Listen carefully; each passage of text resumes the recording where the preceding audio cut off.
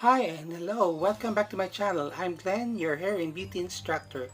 So diretso na kagad tayo, magawa tayo ng Halloween simple makeup using airbrush combination ng traditional makeup. So ngayon, gagawa tayo ng simple and quickie Halloween airbrush makeup. So dito, makikita niyo yung model, medyo maputi ng mukha kasi nag-spray na ako ng isang pasada lang ng airbrush na white. Yan, bago ko kapalan yung sa eye area niya. Kailangan makapal na makapal at puting-puti. Doon lang sa may bandang area above nung kilay niya. Okay. So here, makikita nyo, nakarelax lang yung face ng model natin para mag-even out yung puti na nilalagay nating airbrush. Yan. After yung sa mata, kakapalan din niya sa may bandang kilay and then dun sa lips. Yan, nakarelax din kailangan yung lips niya pag nilagay niya doon ng airbrush na puti. Then after na mapantay nyo na yung sa eye area and then sa lips, let it dry for a few seconds. Then while we're waiting para matuyo yung nilagay natin, yung spray natin, doon naman tayo sa may neck area and then sa may upper chest. Upper chest, since kasi doon lang hanggang doon lang yung gagawin natin na sample dito sa makeup niya.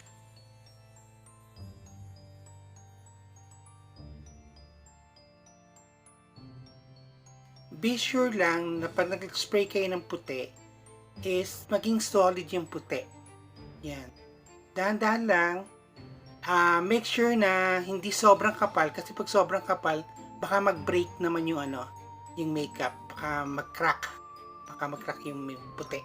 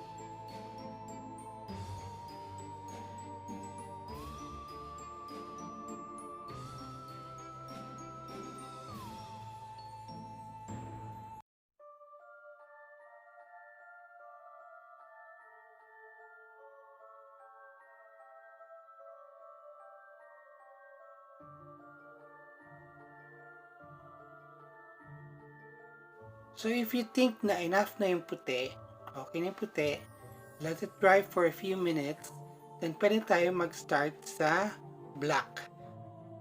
But before kayo mag-start sa black, make sure na yung mukha niya ipahuhukot nyo or yung nakalukot yung mukha niya bago kayo mag-spray ng black. Why? Makikita niyo yung result kung bakit. So kailangan nakatodong hukot yung mukha niya bago kayo mag-spray on top ng puti na in-spray nyo before. So, kailangan hukot. Then, pag nakatodo hukot na yung mukha niya, spray nyo na on top of the white yung black naman. So, dahan-dahan lang and then make sure na bibigyan nyo siya ng break para makahinga. Kasi nakakangawit din yung yung nakahukot yung mukha. So, make sure na makapal at saka even yung pagkakalagay o pagkaka-spray ng black. So, ayan, nakikita niyo na yung result kung bakit pinahuhukot yung mukha. Nagkakaroon siya ng design. Yan. So, sa bawat model or tao, iba-iba yung design niya. Pag ginawa niya yung ganyan. So, dito, pa rin yung kapalan yung black or light lang. Depende kung anong gusto nyo. Kung dark or black na black, mas scary yung dating nun. Yan. So, make sure lang na lahat ng putin sa ibabaw na ibabawan niya ng black. So, when you're done dun sa black, sa may eye area, pwede nyo naman lagyan din naman sa may lips. Ganon din, nakahukot din yung mukha niya kailangan para may karoon din ng design dun sa lips.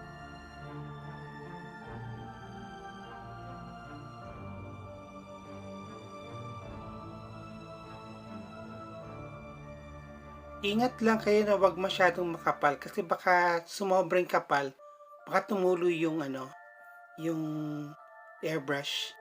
And then, pag nag-airbrush kayo, dito sa ginagawa natin, mga 4 inches away dun sa face, yung gun.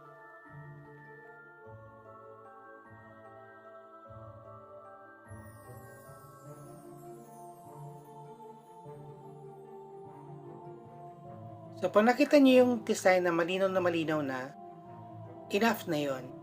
Baka naman kasi sumobra yung kapal ng black. Mawala na yung design. Okay, pag tapos na sa eye area, sa lips, doon na ulit tayo sa may neck area at saka sa may upper chest. Yan, depende na sa inyo kung gaano kapal ang gusto nyong black doon or yung color.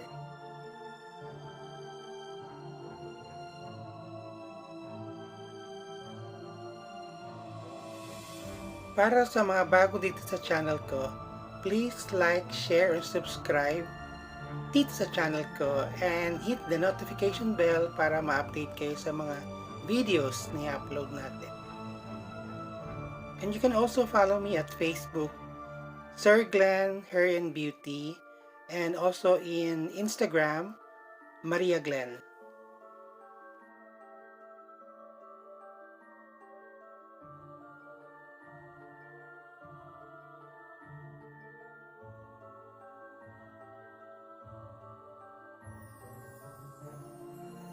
Then, when you're done doing this, pwede tayong mag-start dun sa traditional makeup, which is gagamitin natin yung pang color ng pang body paint, which is yung Snazaroo. Okay, so pag-apply ng Snazaroo, which is yung black color, gagamit tayo ng Kryolan Stipple Sponge. Ano yan? Sponge yan na parang yung Scotch Brite, parang ganun. Pang makeup talaga yan. So, parang ginagamit yan usually sa paglagay ng fake na beard o yung balbas. Pwede rin siya pang design sa mga avant-garde makeup. As you can see here, ang pag-apply ko siyang color is ini-stamp ko dun sa skin. Hindi ko siya nirarab para magmukha siyang balbas.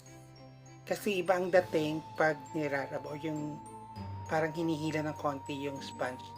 So, stamp nyo lang para magmukha siyang 2-day-old na balbas.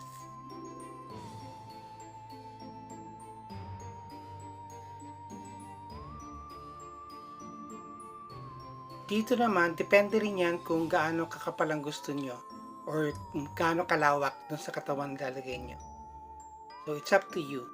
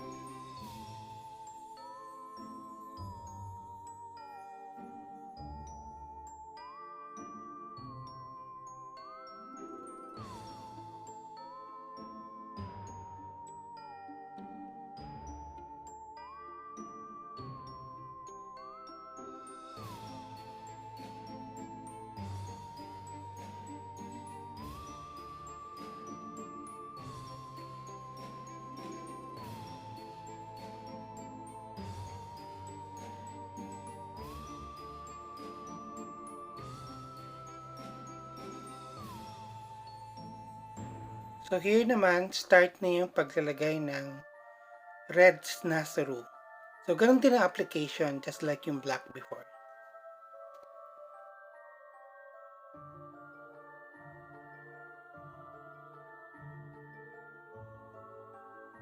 Then, right after nung red Snazaroo, pwede nyo nalagyan na kaagad na ano yan, ng fake na blood.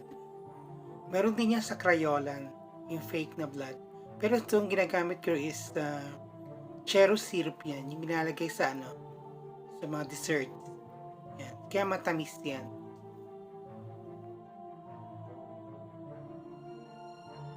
So again, it's up to you kung gaano karaming blood ang lalagay nyo. Pwede nyo i-boost sa may top ng ulo niya para mas maganda yung dating ng blood.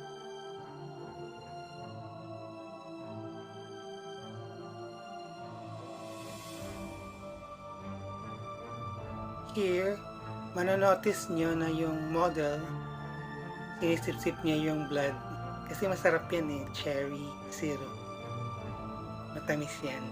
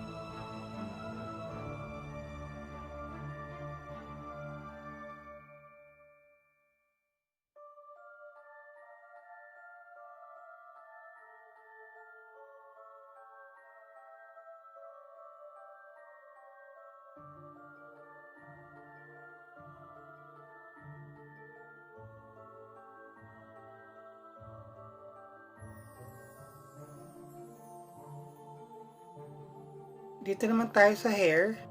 Well, it's up to you na kung anong gusto nyo gawin sa hair. Pwede kayo magguluhin nyo lang. Or pwede nyo lagyan ng konting blood din. Or pwede nyo lagyan ng wig. So, it's up to you kung ano talagang gusto nyo gawin doon.